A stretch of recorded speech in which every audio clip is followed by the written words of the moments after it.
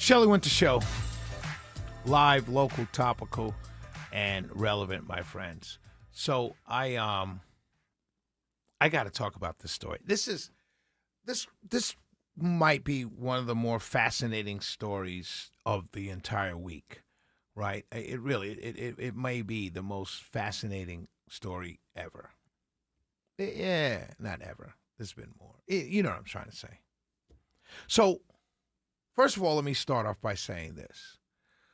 Is there dislike, dare I say, hatred of Caitlyn Clark in the WNBA because the attention and the NIL and the endorsements and all the money that she's getting and all the attention she's getting? Absolutely. Absolutely. There's a lot of women in the WNBA who don't like Caitlyn Clark for that reason. I remember years ago when Larry Bird and Magic Johnson came into the league, and they both signed huge Converse sneaker deals. And it was standard at that time. Converse was the big sneaker. Just to kind of give you a little bit of little bit of history with sports. Converse was the big sneaker at one time. Many of you don't remember that. Some of you do, like me, remember when Converse was the end-all, be-all. And Magic Johnson came out, had a purple one, and Larry Bird came out, had his green one, and this was standard practice. Big stars signed these Converse sneaker deals. And then Nike came on board with its own shoe. And this young player, up-and-coming player by the name of Michael Jordan, was stealing all the attention. And not only did he get a sneaker contract, but he got his own shoe. See, up until that point, all the shoes were the same. They just endorsed the sneaker. They just endorsed a Converse, but it wasn't a special Converse. It was just a Converse. But when Michael Jordan came along, he had his own shoe. And then he cut a deal for his own brand. And when Michael Jordan first came into the league, he was high flying. He was flying through the air. The whole league was centered around Michael Jordan. I remember the league was rebuilt on the back of Magic Johnson and Larry Bird and Isaiah Thomas and all of these guys. And here comes this young North Carolina rookie flying through the air. They banned his red and black sneakers when he first came into the league. The league said, no, you can't wear those. You have to have a uniform. It's got to be the same as everybody else. It's got to be white. And for the first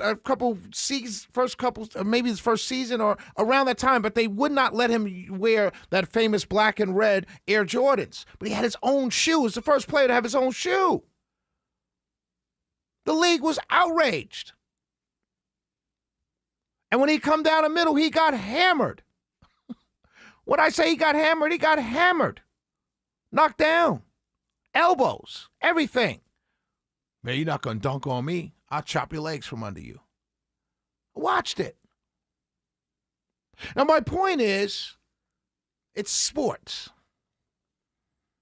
The House Republican Study Committee sent a letter to WNBA League Commissioner Kathy Engelbert. Committee Chair August Pfluger is a Republican out of Texas, called for greater accountability. Caitlyn Clark is transforming women's sports. She has inspired a new generation of young girls to participate in athletics and has become one of the most influential figures in the history of women's basketball. Clark has been hip-checked, poked in the eye, and struck in the throat during games. These incidents go far beyond routine physical play, yet the WNBA and its officiating have too often failed to address these unacceptable incidents and hold players accountable. That's from the Republican Study Committee chair, and was signed by the rest of the study committee. Please, ladies and gentlemen, you tell me the last time politicians involved themselves in politics. I'm going to say this. I'm a fan of Caitlyn Clark.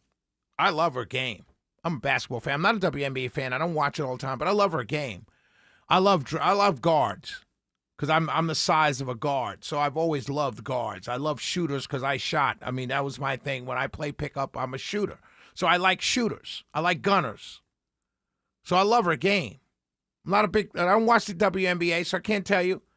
But I know they just voted for her they just voted that she's the 11th best point guard in the WNBA. That's Crocker, you know what?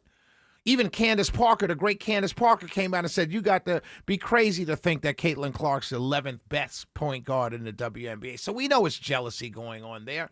We know it is. There's a lot of hate going on in the WNBA for Caitlin Clark. But for the Republican Study Committee to write a letter to the league, that is the most craziest thing I've ever heard in my life. What are you doing in women's sports? By the way, before Caitlin Clark came along, what's the pink-haired soccer lady? What was her name? The pink-haired one that won the Women's Cup or the Women's World Cup. You know, I forgot her name. In an LGBT community. Yeah, I forgot her name, but she used to be with the WNBA player, Sue Bird, I believe. They dated, right? Yeah. But I forgot her name. But anyway, no one came to her. As a matter of fact, the Republicans crucified that woman. Yeah, and this is not 20, 50, 60 years ago.